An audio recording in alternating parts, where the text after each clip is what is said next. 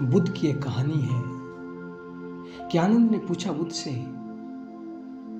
कि आप सभी को एक ही बात कहते हैं, लोग अलग अलग अर्थ कैसे ले लेते हैं। तो बुद्ध ने कहा, आनंद तुम देखते हो, रात प्रवचन चल रहा था, मैं कुछ बोल रहा था और मैंने लास्ट में कहा कि जाओ भिक्षु अपना काम करो। तो वहां एक वेश्या भी आई थी और एक चोर भी आया था।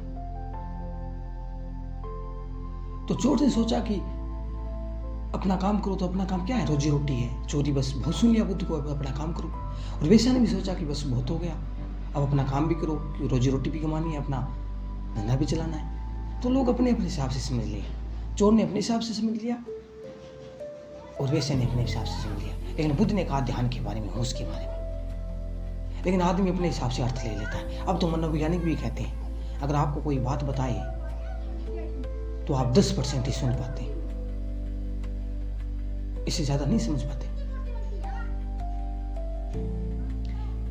लेकिन तुम्हारी समझ भी तो उतनी ही है। तो बुद्ध ने कहा, मैं सत्य नहीं दे सकता, हाँ सपना दे सकता हूँ कि हाँ होता है। सत्य कैसे देख सकता हूँ? मेरे पैर तुम्हारे किस काम के? किसी काम के नहीं है मेरे पैर तुम्हारे लिए। लेकिन हाँ मैं सत्य दे सकता, कल्पना दे सकता हूँ, सपना देख सकता हूँ। हाँ समर्पण करोगे, कला आती है तुम्हें चुपचाप होने की, तो आ जाओ, कला है मेरे पास, लेकिन आना तुम्हें पड़ेगा। इसलिए बड़ा गहरा होश चाहिए। आपने अंगुलीमाल की कहानी सुनी है बुद्ध की? अंगुलीमाल आपने भी सुना होगा, ऐसे कैसे बदल गया? क्या बुद्ध का ही प्रभाव था? नहीं, बुद्ध का तो प्रभाव था, लेकिन अंगुलीमाल ने भी देखा होगा अपने को भी। जब बुद्ध ने कहा कि बहुत हो गया, और कितना दुख और कितनी बेचैनी, कब तक मारते रहोगे लोगों को, मिलेगा क्या? निश्चित ही बदल गया होगा, चोट पड़ गई होगी, गहराई थी उन बातों में। और अंगुलीमाल ने भी देखा होगा कि बस बहुत हो गया, देखिए बेचैनी। इसलिए आपने देखा होगा कि बहुत लोग शराब पीते हैं, एकदम से बदल जाते हैं। कैसे बदल जाते हैं? क्योंकि उन्होंने बड़ा नरक देखा है, लास्ट तक जाके आए हैं वो नरक के, इसलिए तो बदल गए। इसलिए हम भी नरक लेते हैं, लेकिन थोड़ा थोड़ा, इतना नहीं लेते कि इतना बेचैन हो जाए, थोड़ा थोड़ा लेते हैं ताकि बदले नहीं। तो मैं कहता हूं अगर बदलना ही है तो पूरा नरक झेलो, देखो क्या मिलता है, और तुम पाओगे खाली हाथ है, मिलता कुछ भी नहीं, सिर्फ राग राग है।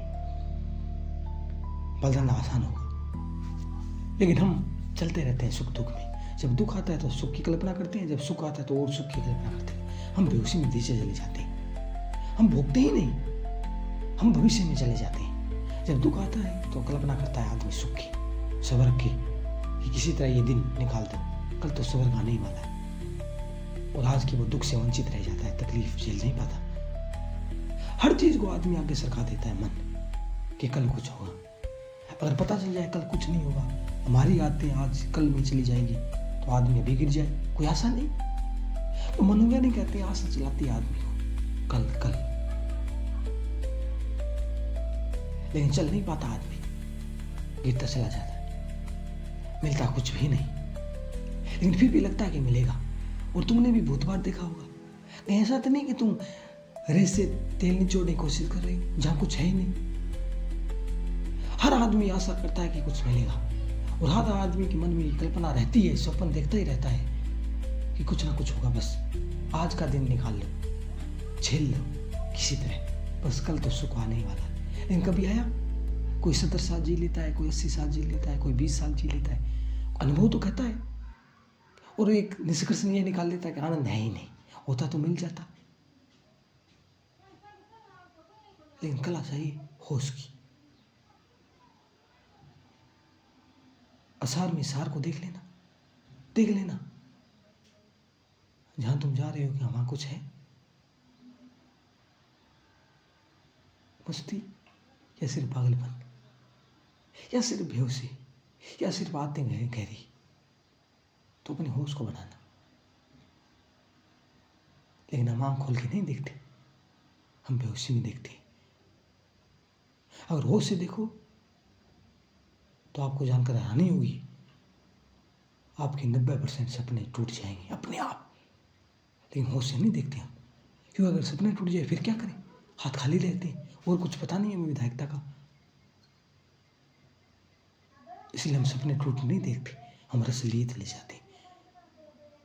अगर ये एक सपना टूट गया तो ऐसी बात नहीं कि हम समझ जाते, नहीं, और सपने देखने लगते हैं, नए नए सपने देखने लगते हैं कि कुछ होगा, कुछ हो सकता है, होता कुछ भी नहीं,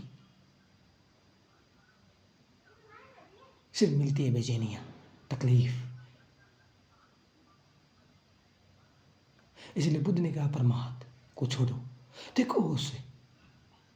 इसलिए बुद्ध का एक वचन है, जिन्होंने जीवन का मार्ग पूरा कर लिया। कौन सा मार्ग? क्या मार्ग कोई अलग है? नहीं, जीवन को ही निखारना, जीवन में ही देखना सब कुछ करके, और देखना व्यर्थ है, कुछ मिलता नहीं, और फिर कामना क्षीण होने लगी, अपने आप पता चल जाए कुछ भी नहीं, तो कुछ अलग करना नहीं है, जीवन से ही सीखना। धर्म का रास्ता कोई अलग थोड़ी है, जीवन का ही अनुभव। इसलिए पक्का वैराग्य, पक्का, जिसमें कहते हैं कि बाल धूप में सफ़ेद नहीं हुए, अनुभव से सफ़ेद हुए, प्रौढ़ हुआ जो धर्म, उसी के लिए जो प्रौढ़ हो गया, जो सारी बचकानी आते छोड़ गया है, अब देख लिया कुछ नहीं, उसी के धर्म की शुरुआत होती है। लेकिन हम अजीब हैं, एक पैर संसार भी रखते हैं, एक पैर धर्म में रखते हैं। इसलिए आदमी ये खिचड़ी है, कहीं जा नहीं पाता, कुछ रूपांतर नहीं हो पाता। इसलिए जो भी करना समग्रता से, आंख भर देखना होश से, और तुम पाओगे सब व्यर्थ है।